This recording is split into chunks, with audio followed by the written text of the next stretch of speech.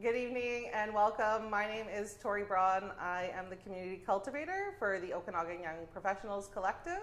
My pronouns are she and her, and we want to welcome you to our panel tonight on Ask Me Anything, the shift from campus to career. So we're joining you today from downtown Kelowna, and a big thanks to the Okanagan coLab, where we're currently sitting. And we also want to take a minute to acknowledge that we are joining you from the unceded ancestral territory of the Okanagan Silks people, and from wherever you're joining us today, to take a moment to recognize the lands that you're on. So we have a fun panel tonight. We're back for another episode, and tonight we're talking about all the wonderful and awkward things that happen when we go from being a student to, being an adult in the workforce. If you're not familiar with OYP Collective, we are a program of the Central Okanagan Economic Development Commission, and our goal is to help build community and connect people with opportunities here in the region. And one of the things we like to do is help people make that transition from campus to their careers, especially if that means they can stay here locally in the Okanagan. So we have a wonderful panel with us tonight that we're going to introduce you to. So I am going to ask everyone to introduce themselves with your name and what you do and your pronouns. And I have a surprise icebreaker question. So if you will also, at the end of that, tell me that if you had to replace your legs with the legs of an animal, which animal would you choose? Okay, over to you, Erin. Oh, I'm first, okay. Hello, my name is Erin Pedro. I'm a student graduate and co-op employment coordinator at Okanagan College. My pronouns are she, her. And the legs that I would choose, they'd be horse legs. I feel like that's a pretty normal one out there. You see a lot of centaurs out there. And, you could jump over a lot of things. So I think that would help me in life. Yeah, and there's already a centaur community for you, right? Yeah, I think I would just fit right in. Yeah. So, yeah, that's my answer. Awesome. Thank you. Hi, I'm Chang. My pronouns is she, her, and I'm the marketing coordinator for Get in the Loop, which is an app company that helps shop local. If I can choose an animal legs to replace my own, I was thinking of horse legs too. Oh, you can't use it now. Okay. I'm thinking maybe like tiger legs because I can run like really wildly, and yeah. Love it. Awesome. Thanks. Wonderful. My name is Mayu, Tanaka. I'm working at the Kalala Wanikasit Winery as a marketing manager there. My pronouns is she, her, not it. Anything. I'll choose cat leg just because it's give me a flexible. If I fall from the stairs, it might be not hurt. Yeah. Yeah. Do they come with the 9 lives? Yeah. Yeah. All right. Hi, my name is Radhik. I'm a graduate from UBCO, and currently I work as a mechanical engineer at Radhik Metals. And legs, I think I would go for wolf. Oh, yeah. That's a good one. Awesome, thanks. My name is Chris Lewis. I am the Director of Visitor Experience with Tourism Kelowna. My pronouns are he, him, his. I was going to say cheetah. This is a very common theme that we have going on. Feline legs. Power, speed. I'm very impatient. I need to get places quickly, so that is probably why I would choose a cheetah. Nice. Yes. Love it. And I am a graduate from the University of British Columbia, Okanagan campus. Awesome. And if I had to pick, because you all picked like powerful, strong things, I feel like I'm going to pick like bird legs because that's just weird and it would look so weird on me that people would just be very confused and that would entertain me. So, yeah. Okay, so we're here to chat a little bit about everyone's personal experience. So I think we'll start down with you, Chris, and just a little bit about like, you mentioned you went to UBCO. Yes. So tell us a little bit about what you did there and how you went from working there to now working with Tourism Kelowna. I will, yeah. So naturally, I started university and had no idea what I wanted to do with my life. When I first went to university, I wanted to be an architect. And I went into the sciences program, which absolutely kicked my butt. And I decided that was not for me. And I changed over to the arts program. And I remembered that in high school I really enjoyed geography. And I went into geography thinking I was going to enjoy the physical side of geography. But thankfully at UBC Okanagan you have to take both human and physical geography, and I fell in love with the human side. It kind of related to my summer job at the time, which was working in a visitor center in Lumbee. And I fell in love with that. And over my years at UBC, I had multiple different student positions, but I also had a lot of volunteer roles. And I'll talk a little bit about those later. But basically what happened is when I finished my degree requirements, a job opened at Tourism Kelowna, and they were looking for someone to run the visitor experience program that had experience managing volunteers, because they were really looking to grow their volunteer program. And yes, I was passionate about human geography, which does include tourism geography and things like that, but I think one of the things that really got me my job was that volunteer experience, both being a volunteer and helping to manage some volunteer groups. And thankfully for me, I fell into my job at Tourism Kelowna 1 month after finishing my degree requirements. And I've now been there for 9 years. So I feel like I was very lucky, but there are definitely lots of opportunities out there to do something like that. Or opportunity to take time that you need to figure out what it is you want to do as well. Yeah. Did you ever have a panic moment of, oh no, I'm not going to get a job after I graduate? So yeah, well, it was actually 2 months between finishing my requirements and getting my position. And I did have a moment of panic because I applied for the job and I applied for other jobs as well. And I did not hear anything for like 5 weeks because I found out later their internet server went down, or email server went down. And I was like, oh, okay, I guess that wasn't the one for me.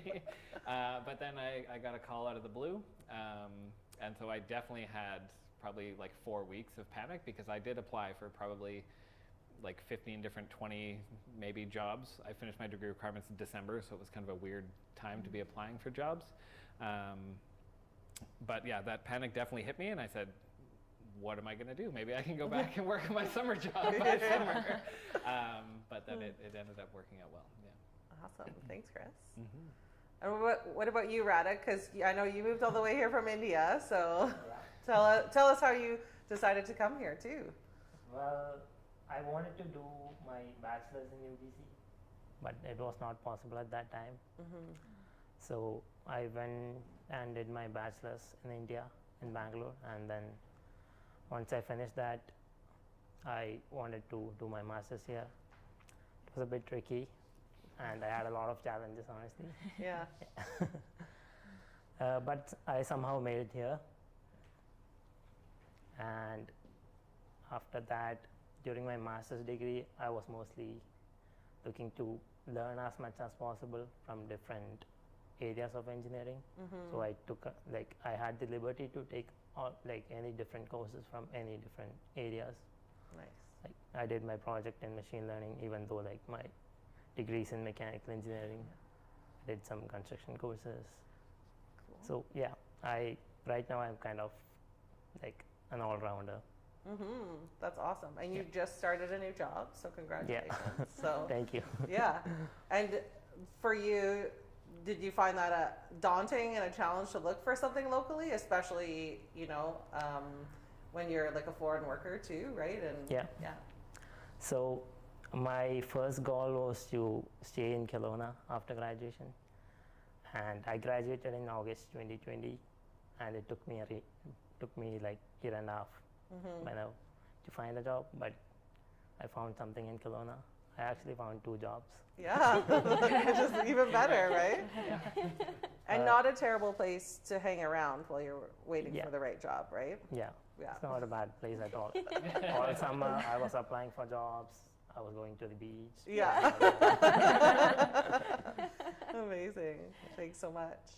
Mayu, you have an interesting story too, because your graduation coincided with the pandemic. So tell us a little bit about you and how you decided also to come to the Okanagan. Yeah,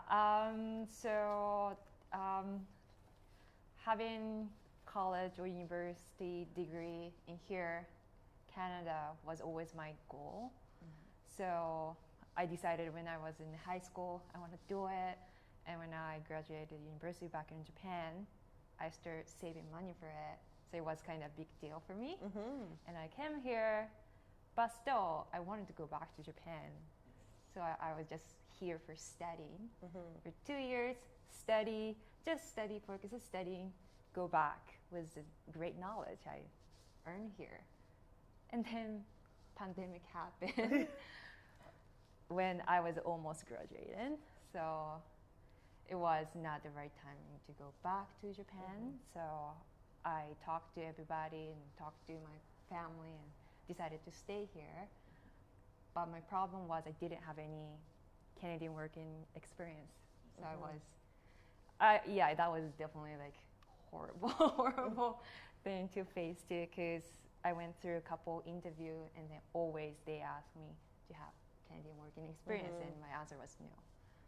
Yeah, so it was really difficult. I can relate to that. Yeah. I was in the same boat. Yeah, it's difficult, isn't it? Yeah, so that was a lot of challenge and struggle and And then how did you find your current position? So I talked to Okanagan College International office because that was my go-to place. And she eventually talked about you, Tory, and then why not to try to talk to Tory, and then I did. And then I asked so many questions to you, and then you kindly mentioned about the connector program. And I did. And I tried it out. And then she actually mentioned about this Kalala organic winery, as a winery, because she wrote article for them. And she mentioned that they're actually looking for a marketer for a long time, and do you want to talk to them? I was like, yes, I will do it. And I talked to them, and next day I got a job. And you've been there over a year now? Or about? That's awesome. And our connector program, for those that don't know, is a program that basically is like formalized networking. So it basically introduces you to people in industries. It's not necessarily like a job placement program, but it at least gets you in with like the people that know where there's jobs and things like that. So I know, Radhik, you had also been in it and stuff. So so it is somewhat successful, and I'll probably talk about it a little bit later too. Chloe, tell us about your journey. And you're working for an awesome local company too. So I'm from Hong Kong, and I came here for a media studies program at UBC Okanagan 4 years ago. During the past 4 years, I worked locally. I worked on campus, and I've worked in Vancouver Island for media-related jobs. And I've also worked in Hong Kong for one summer. And then it was great. Like, I've got to try out marketing, videoing, and also worked in startups. And I've also joined Startup Weekend in Kelowna a few years ago. I got to experience what media is, because in my school program, I was able to be exposed to computer science classes and also media art classes. And it was a very well-rounded education. And with that experience, in my third year, I was planning to go for an exchange program in the summer, but that never happened. And then I found out Get in the Loop is hiring a product management intern. So I applied, and because I'm locally in Kelowna, so I was able to help with the videoing side too. So product management, it's more on the tech and product side, it requires a lot of communication in between different departments, and also a brief understanding of coding and talking to engineers. So I started with that, and then I worked part-time throughout the 4th year school year. And then after I ended, I told them that I'm interested to stay, and they decided that maybe marketing is another option for me and the company itself. And that's how I started as in marketing coordinator now. Awesome. And when you started your studies, did you think you were gonna stay in the Okanagan after? Like, was that your plan, or? In UBCO, there's actually a lot of students that will still consider the Vancouver campus during the first year and second year. But I am still having a really good experience in Kelowna. I like a smaller city, and because I came from a bigger city, I already know what it's gonna be like to a certain extent to be in Vancouver. So I've been sitting in pretty well. Yeah. I think we can all relate to liking it here, right? We're all still here. That's awesome. Thanks, Chloe. Erin. Yeah, so I have a little bit of a different path since I'm originally from Ontario, and so I did a Bachelor of Commerce at the University of Guelph in Ontario. Halfway through, I at first was in accounting and ended up switching into economics and finance because I just found I enjoyed that a little bit more. Then I was trying to get into the co-op program at the university, but they only accepted a certain number, and you could only apply in your second year. When I was in accounting, and I unfortunately didn't get into the accounting program. So then I found it a little bit harder to get a job in my field. So one summer I interviewed with RBC, and we'll talk about interviews a little bit later. Wasn't successful with my interview the first summer. Continued working at a greenhouse, so that was an experience. And then my second summer, I still really wanted to work in banking, got another interview with RBC and was successful. So I worked there as an intern from between my 3rd and 4th year. Luckily, they kept me on part-time throughout my 4th year, and then I was offered a full-time position upon graduating. So I was really lucky that way, where it was just kind of set out for me. Then I decided about 2 or 3 years into my role, I'd known for a while that I wanted to come to Kelowna, but I just didn't know when. So that was the nice thing about working for such a big company was I kind of went up to them and I said, hey, I want to move to Kelowna. I want to stay with RBC, but I also want a 3-month leave of absence because I want to take 2 months off to explore Canada on my way here. Nice. I was really lucky. They connected me with the community manager here, and they said, hey, when you show up in Kelowna, you'll have a job. So I was able to have those 3 months travel, come to Kelowna, had my job at RBC, continued working there. At first, I did work only in the branch. I wanted to do something different, and RBC is RBC on campus location. So I started working at the RBC on campus at UBC Okanagan. I found I really enjoyed working with students. We had 3 pillars there, and one was professional development. And we did a lot of workshops around like building your brand and networking and these types of things. And I really, really enjoyed that piece. And so that eventually, I was actually at an OIP networking event. Funny enough, I don't know if I've ever told you this, but I met one of my now good friends there, and she was asking me about my role at RBC. And she's like, oh, Erin, you should apply to my old job. I think you'd be really great at it. And I wasn't really looking for something different, but I was also at the same time. And so I thought, hey, it's worth a shot to at least inquire and find out a little bit more about the position. And that's what led me to my current role as a student graduate and co-op employment coordinator. So definitely not a linear path and not where I would have ever expected myself to be.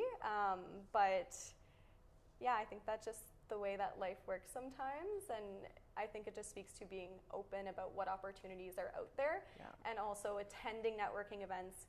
Even if you are in a job and you're happy where you are, you never know who you're going to meet or what opportunities are going to come out of that. So yeah, totally. How many of us thought we would be doing what we're doing right now? Anyone? Yes, for myself as well. I also had a very non-linear path in that I went to university right out of high school, had a horrible year, dropped out, went back, worked full time, and like managed to like work my way up pretty quickly in a year and a bit, and then was like, bye, I'm going to Europe, like later, and then I was like, oh, I ran out of money. Let's go to Kelowna, let's go back. So I've been to like UVic, Okanagan College. I transferred from here down to Langara, and then I ended up finishing my degree at SFU.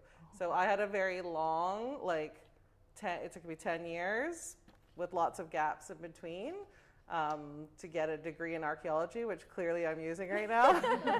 So I definitely didn't expect to be, I think in any of my first stint at UVic was actually for creative writing. So totally different like trajectories of what life can throw at you, and just being open to also like the things that you naturally fit into are not always the things that you think you're skilled in. So yeah.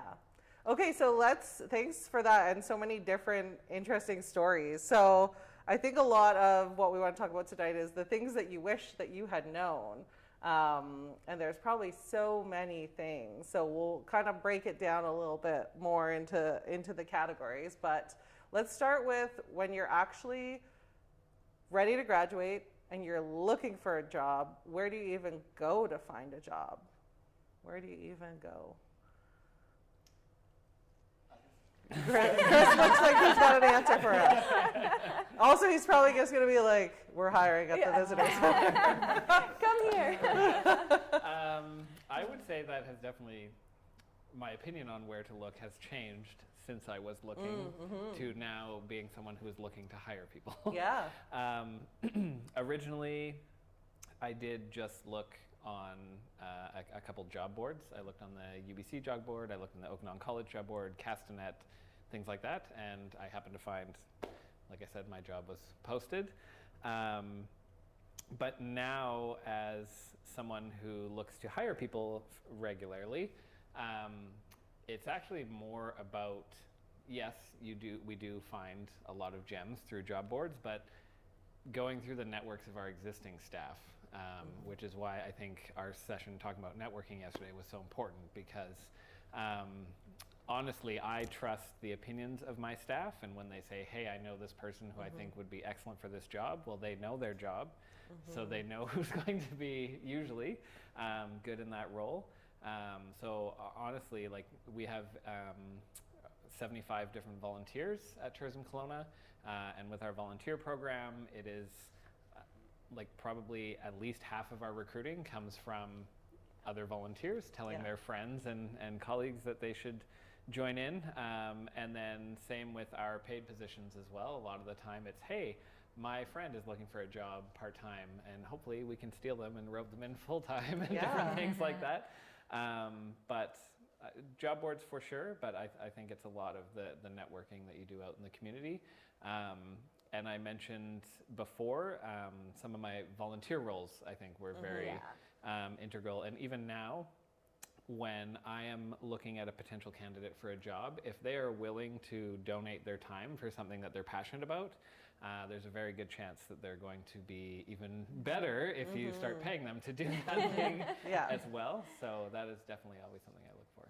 Yeah, I totally agree. And one thing, just because I do work at the college, and I know my job title is long, student, graduate, and co-op employment coordinator, but one part of that name in there is graduate. And so one piece that I would say is, once you graduate, you always can go back to the college or to the university or wherever you did go to school, and there should be supports there to help you and to help you like gain connections in the community or to help you find out how to look or where to look. I do think that networking piece is a big part, and the nice thing is like you said, those networks can come from almost anywhere. So it's not just formal networking events, which we're finally getting back to, which is really nice, but it is also those volunteer opportunities, or even who you play volleyball with, or who who you've met, I don't know, like through a friend of a friend. It could be anywhere. So I think as well, like, don't ever discount those connections that you've made, even if they've been in less informal, you know, situations. I think the other thing too is, I think you have to be pretty open to ask. Like, if you, one thing that we talk a lot about is informational interviews. And these are where, because a lot of people, they get out of university or college, and like you said earlier, you don't know what you want to do, and that's totally normal. And there might not be an exact job that you see that you want to apply to, but it's really important to put yourself out there and reach out to people and say, hey, you know, I would love to chat to hear about how you've gotten to where you are. And to go into that conversation without any expectations, bring questions, buy them the coffee, you know, do the work, but don't have any expectations of a job coming out. But there is so many jobs that actually could come out of that, or they could say, hey, you know, actually it was great meeting you. My brother-in-law is hiring this person. So I think that's another piece as well, that where, although it's not strictly looking for a job, it is doing the right activities to help grow your network and utilize that network that you have had. Totally. Those are both like very good points, and kind of bring up the point that you hear a lot about the Okanagan, and that it's hard to find jobs unless you know someone. But to Chris's point too, from the hiring side, there is a level of accountability if it's through someone's network, right? So that's always beneficial. That's why we developed things like the Connector program to help people like break through that first thing. Because even myself, my first job, I came out here in a summer in high school, and a favor of a family friend moved my resume from one pile to another, right? So I wouldn't have gotten a job if that hadn't happened. And then, you know, like the building that comes out of that. So you'd like it to be fair and that everyone gets an equal shake in the pile of the resume. But if you put in that work and the networking and putting like those feelers out there, then it does make a huge difference. And I've even also experienced when I first moved here, when I moved back here after university, my first job was through the museum because I volunteered there first. And then I was running events, and then I'd meet all the people running the events. So they were running all these organizations. And so then I'd get job offers through that, which was really cool too, so. The other thing I would add as well is don't discount the connections you make with your fellow students, because you never know where they're going to get a job. And even if it is their first job, you can say, hey, I see you got a job here. Let's chat. How'd you get this job? Like, how do you like it? Is it what you think? How's the culture? You can have those more informal conversations that you feel more comfortable about. And then plus, a few years down the road, they might be somewhere more senior, or they might have done a couple jumps, and you can talk to them about those experiences. So that's one thing that I regret, is I didn't utilize LinkedIn as much when I was a student. And now I'm going back and be like, oh, right, I met you at the university. I met you. I'm going to try to connect with you now. But if I had just done that when I was closer with them, it would have been much easier. So. Totally. Radhik, is there anything you wish you'd known about finding a job? Yeah, there are a few things. I already know that networking is the way, because like when I was back in India and I was applying for UPC, two of my friends offered jobs, even though I was not looking. Yeah. So, and I didn't take it. And here I didn't have any connections because I moved to BC because I want to build myself on my own. So I knew networking was the way, but it was really hard to network, especially because it was COVID. And without meeting anyone personally, you don't build that connection. Honestly, you don't build it at all. Yeah, a lot of things didn't happen because of COVID. I know even like there's a young professional group of engineers that used to do events and stuff, but they haven't been able to do anything because of COVID and things like that. So thankfully, to Erin's point, we're starting to get back to that. But even I think like just I've lent on LinkedIn so much more since the pandemic started than I ever did before. So yeah. What about you, Mayu? Yeah, it was the same for me too. Everything was moved to online. I was looking for a job when the COVID happened. So everything was shut down. Even networking was online. coffee chat was online. It Yeah. wasn't coffee chat. Yeah, bring your own coffee. Bring your own. Yeah. So it didn't work for me as well. Yeah. I didn't really get any chance to meet new people. Also, Japanese community is really small in here. I didn't get that help as well. So yeah, that's, I think going back to school was only the way I got, and actually started from there. So I would say like it's always nice to go back to school and just talk to even professor that you're close to, or international office, like just like I did. Just bring it up, and this is my problem, and then they will tell you where to go next. Yeah, because it's their job to support you too. Right? Yeah. But so. I kind of noticed that many students kind of didn't know about it. They're there for documents or any for, I don't know, like for class purpose. When you graduate and it's done, and they think that they can't go back or they don't know they can ask. I just noticed that many my friends didn't actually ask to get help from school. I did because I didn't have any other friends who helped me. But yeah, so I said that don't hesitate to go back and just ask. Yeah, and we'll flash Erin's contacts for if you're an OC student and you need help at the end of this. And Chloe, what about you? Is there anything you wish you'd known? During COVID, I was actually able to do a few online coffee chat, and I enjoy it because it's easier to meet people from other cities in Canada. And also, I feel like with LinkedIn and Indeed and other job boards online, it's easier to create spreadsheets and actually know what are the opportunities. And also, because everyone is only relying on that resources unless they have really personal contacts. It gives a fair chance to most people.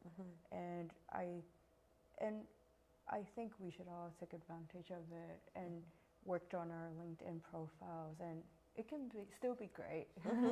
Yeah, no, it is an awesome resource, and it is designed to help keep feeding you the things that you want to see and that match with your skill set too, right? So yeah, that's great. Okay, let's chat a little bit about interviewing. Does anyone have any great stories from the awkwardness of interviews? Erin, do you have any weird interviews you've had? Not like weird. I guess one big thing that I learned, like in that interview, that I ultimately did not get the job with RBC at first was, so I was a student, and at this time I was still in accounting, and they had asked me, and I had not prepared for this question, so if you haven't prepared for this question, prepare, is what do you want to do in 5 years? And honestly, as a student, who really knows in 5 years? Like, if I even honestly answered that question in 5 years, there's no way I would be right here. Like, I would know. So I had made this big elaborate story. I'm like, well, I want to open up my own CPA. I want to be a CPA, and I want to open my own accounting firm, and I want to do all these things. And that was actually the reason why I didn't get the job. And the reason was because when you're interviewing with a company, they want to keep you and they want you to grow within that company. And I was basically telling them, no, this is a short-term thing for me, and then I'm out. So that was a really big learning experience for me, because I wouldn't have been lying if I said, to me, it actually would have been a better option of saying, I don't know what I'm going to do in 5 years. I am looking for a company where I can grow and find more opportunities. And that's truly what I was looking for. But I thought like, oh, wow, this company wants me to have my life all planned out and for me to know where I wanted to go. So that was a really big learning experience for me, was like sometimes in that case, the truth actually would have been better, because the truth was, I don't know, I'm just looking for a start of my career and I'm going to see where it's going to take me. So that was one thing that I did learn, and obviously I changed it the next time around and I ended up getting the job. So I would say that was one big eye-opener for me, definitely in interviews for sure. Yeah. Well, the more we have, like, every interview is a practice, right, that Yeah. we learn from. So, Radhik, you recently had some interviews that were successful. Any tips on things people should note, or what your magic secret is? That I don't know. Like, for that question, I normally answer in a different way. I normally tell people how much I have grown in the last 2 years. Then like showing that, I'll say in the next 5 years, I would like to grow faster than that, or at least at the same pace. I like that. That will be my answer to that question. Good answer. yeah, that's magic. Write him down for my next interview. Anyone else have any interviewing advice or things they've learned from the interview process? I have some. Tell us, Chris. That is funny, though. I definitely ask people, like, what are your medium and long-term goals? But my number one piece of advice is know something about the position and organization that you're going to interview for. I will tell you, a very low percentage of people. So one of my questions is always, what do you know about the Kelowna Visitor Center, because that's where I work, and Tourism Kelowna as an organization? And everyone says, well, you help people. That's about it, like that. Do your research, people. Yes. So I 100% recommend, like, if it is a position that you want, do some research. I know, like, for my interview, I read, like, it's a not-for-profit society, so I read, like, the bylaws and all these different things, which I have only done a handful of times since. But I felt like I knew the organization that I was going to work for. Yeah. But some of the people that I interview now literally don't know what the position is sometimes, let alone what the organization does. So that is my number one piece of advice, is do a bit of research and make sure it also aligns with your values and where you want to be in the medium and long term, or else you might not end up being very happy there. I, in my role with OIP, attend lots of, like, employment fairs, and I was at an online event not that long ago, but this comes up every time. And because I'm there as OIP, we're not hiring, but the other people that are there are usually employers that are hiring. And so many people come in, and their first question is, so what jobs do you have? And I've already introduced myself, usually in the main room before the breakout rooms and things like that.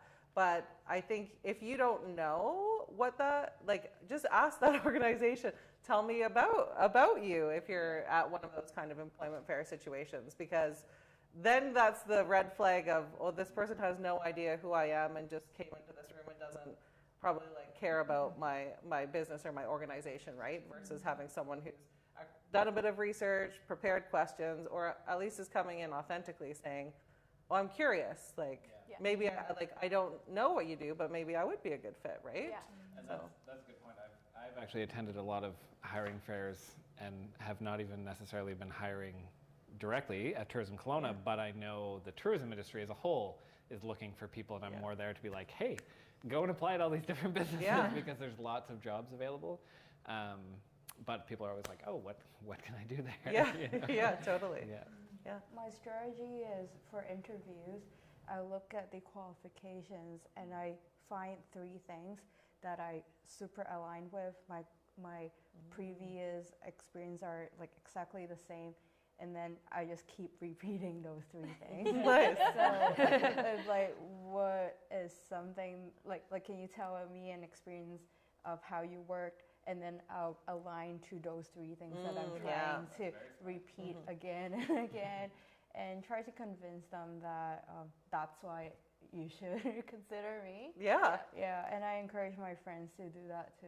And it seems like because it's only 3 points, you can remember it, and the other person can also be convinced. Yeah. I think as well with that too, like, it's also, I love that you said look at the job description, because it is looking at the job description and seeing what qualities are important to them. So maybe it's communication and teamwork and problem solving. So with that, a lot of the times in interviews, they will ask me, tell me about a time where you did this. Tell me about a time where you did that. And so if you can think of an example where you showed teamwork, where you had to solve a problem, and where you needed to have good communication, then no matter how they phrase that question, you'll be prepared to answer that. to me, that is really impressive. And there is nothing wrong as well in an interview to say, that's a really good question. Can I have a couple seconds to think about it? As an interviewer myself, sometimes I can actually respect that because I see this person wants to put some thought into that answer. But also, it is also impressive to me, I can tell when they have prepared and they have thought about these types of things. And it's impressive to me as well, too. So while there's no problem with saying, hey, you know, can we come back to that question, or can I have a couple seconds to think about that? As an interview, it's also really impressive to see that you've done research about the company, but also that you have done some preparation to kind of think about those situations. Because behavioral questions, those tell me about a times, those are so important, and they will continue to come up in almost every single interview. So absolutely. So we found the job, we've had the interview, you get the job. Mayu, I'm going to ask you this next one. What do you wish you'd known? You get the job, it's your first day, it's your first week, especially like completely different workplace culture in Canada. What was it like? Any advice, any things you wish you'd known, anything that jumped out at you that you were like, what is happening? I'm not sure how to handle this, or... Yeah, it's gonna be a long day. Yeah. So have a nice breakfast. Yeah. You might even feel awkward to ask, like, can I have a lunch? No, that's very true. Yeah, that's very true. So, so just prepare. Have a nice sleep. Yeah. Big breakfast. I will say it's a busy day. Yeah. And it's a lot of information, and especially because for me it's small family-owned winery, so they're busy. Even for your first day, they had to deal with the customer. They had to pick up the phone and how to do the tasting if customers come in. Yeah. So they leave me and then kind of have to deal with it. So definitely it's a busy day, but I would say just to make sure if you have any question, don't hesitate and ask, because even you think like it's too much to ask, it's fine. Like, when can I take lunch? Yeah. Or how long can I take? Yes. Yeah. Or where can I eat lunch? Yes. It's we can all relate to this. Yeah. It's winery. Our winery doesn't really have an office. It's house. We work in the house, owner's house, and you know if I can go in the kitchen. Yeah. If there's a grandma sitting there, can I just go in, or can I go bathroom? Yeah. I know like kids using it. Yeah. So I was too shy to ask. So I was kind of holding and didn't ask until somebody noticed, like, are you okay? Do you need to eat lunch? Yeah. Yeah. Definitely do that. Take memos for sure, but at the same time, you can always ask later. Yeah. So just, it's fine to ask again. So just make sure you get the name. Name. But I wish I kind of knew how. It sounds really weird because I'm from Japan. It's all about be, I don't know, nice and respectful. I kind of went to the Japanese thoughts, but you're in Canada. You don't have to be just nice. You legally do get a lunch in Canada too, for sure. We can confirm. Yeah. So I dressed way too nice for the first day. And it was, and I was studying the business, so they were saying like a business casual, which wasn't casual. Yeah. But they were expecting this casual. Yes. Because you might actually get wine on you or something, right? So. If you're lifting things. Yeah. So we'll just make sure you ask all those basic questions. Yeah. And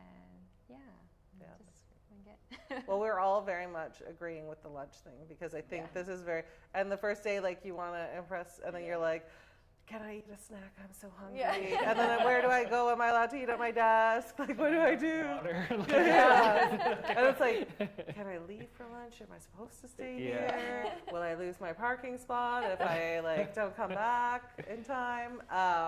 Yeah. Anyone else? Any advice on starting a new job? Well, I think like you saying about parking, it's so important. I will usually drive to my place of work like the day before around the time that I need to start to know how long is it going to take me to get there so I can show up early. What's the parking situation? Do I need to pay? Is it going to be really busy? Like, do they give me a parking pass? Knowing all of those things as well. I think that's really important. I think the question thing that you brought up, never be scared to ask questions. It's impressive to them that you're thinking about those things and that you want to ask those questions. Bring a pad of paper and a pen. If you take notes while they're telling you things, again, impressive. And it will help you from repeating those things, even like writing down people's names. Like sometimes you'll meet like 20 people in the same day, and I just know names go through one ear and out the other, and hopefully everyone's wearing name tags because that is fine. But if not, like you can write down people's name, like first off is Ted, and so on and so forth. Or, but yeah, bring a pen and paper. I think as well too, like about the lunch thing, kind of reading The Office. Do people take lunch together? Is it at different times? If they do take lunch together, maybe stay there and interact and be able to have some of those more informal conversations with your colleagues as well. Yeah. I think before the first day, the most important thing is actually negotiating. Well, that's our next one. I was like, let's talk about negotiation. The reason why I mentioned it is because they actually select you from a huge pool of candidates and they think you're qualified to do the job. And if you know the market value and then you look at the offer they gave you, it's important to really negotiate a little bit at least. So how I learned it, during school time was actually I attended a workshop, and in the workshop they showed me a lot of statistics of how much women get paid and how men get paid, and then I've learned that when you negotiate with the company, actually show them more of what you can bring to them, and it actually solidates your qualifications. Yeah. And I think also right now, depending what industry you're in the Okanagan, there's like a massive labor shortage. So it really is like in your hands. If they want you to, then it's up to you to negotiate. So I know even like for myself, sometimes that's intimidating, or like you feel like you don't have the confidence to ask, and sometimes especially in your like first couple jobs or first job right out of school, you're like, well, shouldn't I just be happy that I got a job, I did it, right? I did what I was supposed to do. But so any tips on negotiating or overcoming your fears? I don't know if anyone down at that end has any thoughts. That's hard for me because I think about it personally. I would be the person who's almost too nervous to ask, but I feel that it is warranted. But then also I work for a not-for-profit society, and yes, sometimes there is a little bit of wiggle room for sure, but sometimes there's not. But that being said, people have negotiated before. Like, think about it. People have negotiated before, and I'm like, well, maybe I can't do anything this moment, but as we work through your position, like there's definitely going to be different opportunities that you might not have at another organization that we can then talk about. And honestly, like even going back to the last question, I think it's good to tie it to both. Like it took me probably a full 6 months to really start becoming comfortable in my position. And that was when I was really starting to show what I could do as well. And that is kind of what we say with new staff is we have a 3-month kind of probation period for you to see if this is the right fit for you and us to see if you're the right fit for the organization. And I will tell you almost always after that 3-month probation period, we do an evaluation with staff and find out maybe they actually should be getting paid a little bit more because of what they're bringing to the table. So I 100% have the conversation regardless. I'm not saying if you're interviewing at a not-for-profit, do not, but that's not what I'm saying at all, but Well, and the thing is too, is sometimes negotiating, if it's a not-for-profit, for example, and they say, hey, you know, we can't give you more money, well, then maybe vacation's really important to you. Yeah. So it's not just a money, it's not just a money negotiation, because sometimes, like you said, they might not be able to budge on that. But I know for me, like, vacation's really important to me. Why do we live in the Okanagan?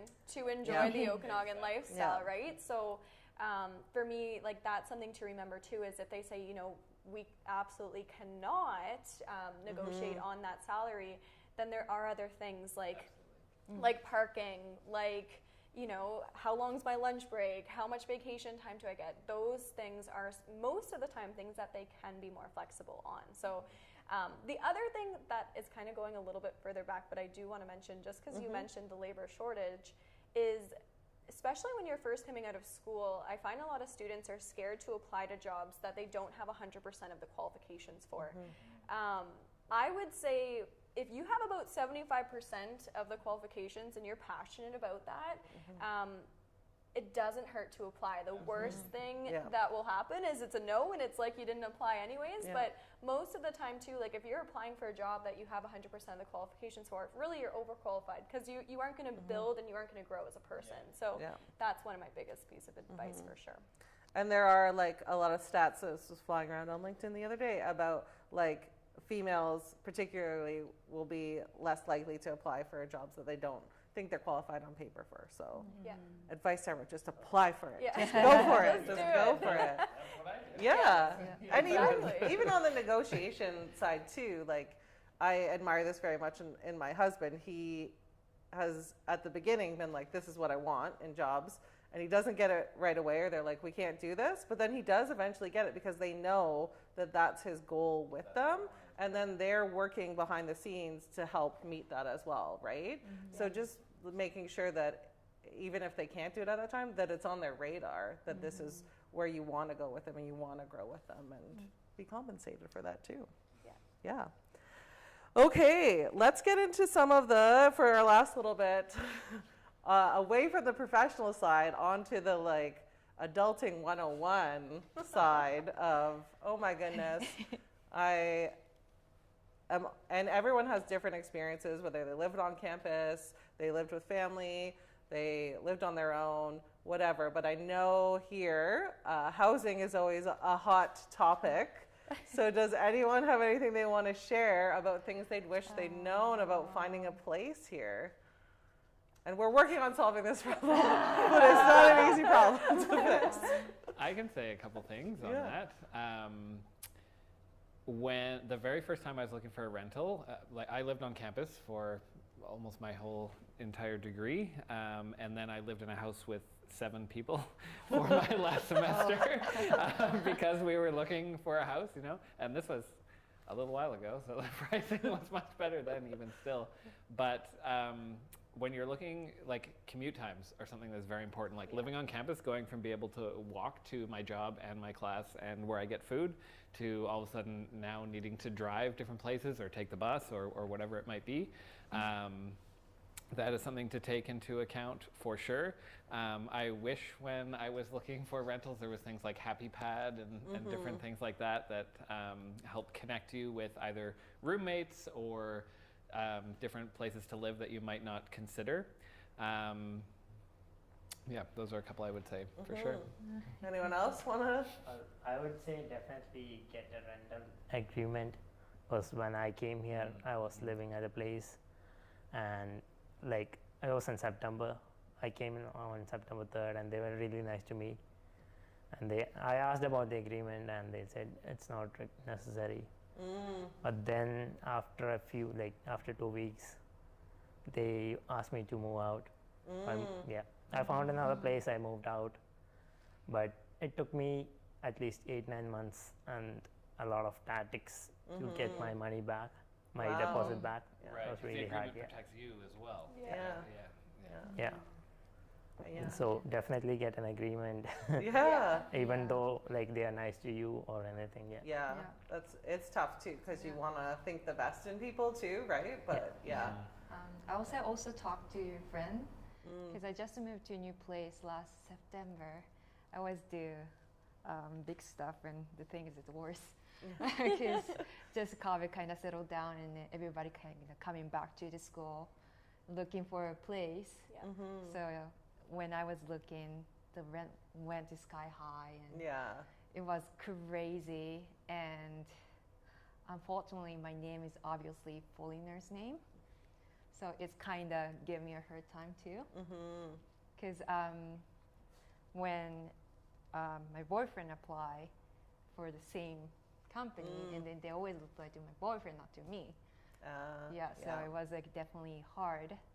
But I always talked to my friend, and she knew the apartment manager, and she actually asked directly, and that's how we sneak in. Wow. Yeah. So your network. Networking. Yeah. Something that we should have said actually, and what do you wish you knew after you started your job is don't stop networking. Yeah. Right? Because you never, definitely. like, there will never be a time where you don't need to know someone for a certain reason, right? He's coming to network. Yeah. Speaking of Chris seems to call Chaz, our special guest Chaz, coming to visit us. And I know there's definitely like some specific challenges being an international student here too that are very much like on the mind of I think you might be thirsty. Are you thirsty, bud? Okay, go for it, I guess. It's like, that's not water. Yeah, thankfully it is right now. That's probably why he's disappointed. So there's definitely some challenges, and they're definitely on the radar, I know, of like local government and things like that too, and just the community in general. So is housing, right? Like it's obviously a huge challenge for people staying here, right? Things like Happy Pad. I just heard about Apartment Love the other day, and a few other things too. So one thing I want to add that I learned is sometimes people are really good friends, but not the best roommates. Oh yeah. So you know, sometimes Brittany's really fun at parties, but not the best roommate. So just one thing to think about too is like just because you're friends with them doesn't mean that you'll want to live with them. Yes. I've had multiple nightmare roommates. Yeah. So that's a story for another. Also, actually do a shameless plug. If you don't know anyone in the city that you're moving to, you can talk to your local visitor center. For example, like we have a relocation guide for the Central Okanagan, right? So we do try and help people and connect them to resources, and if they tell us where they're going to be working, we can recommend like where the good transportation routes are and things like that, and that's the same with almost every city.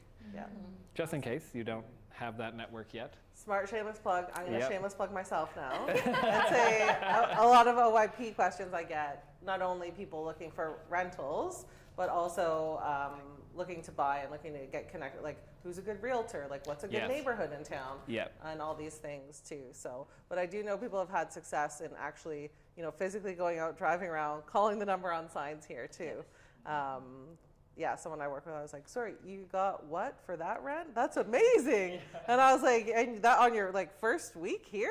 Like, wow, good for you. So, okay, let's finish with one last question and some advice for students, particularly around like before you graduate. Obviously your life's a little bit different when you're kind of in campus and you're focused in your studies. So what's one piece of advice that you have, whether it's around networking or finding a job or, learning what it's like to deal with the adult things once you're off campus? What's something you can share with them? Erin, we'll start with you. My biggest piece of advice would be take part in extracurriculars. Honestly, it was a game changer for me. That is a big reason of why I got my RBC job, and then I guess why I am where I am today. But before you leave, like, I know it can seem like, oh, it's an extra thing on top of what I'm doing. but it will help you grow your network. It will help you grow those essential skills that, if you don't have a job already, that's another way for you to say, hey, well, look, I've demonstrated these skills in these extracurriculars.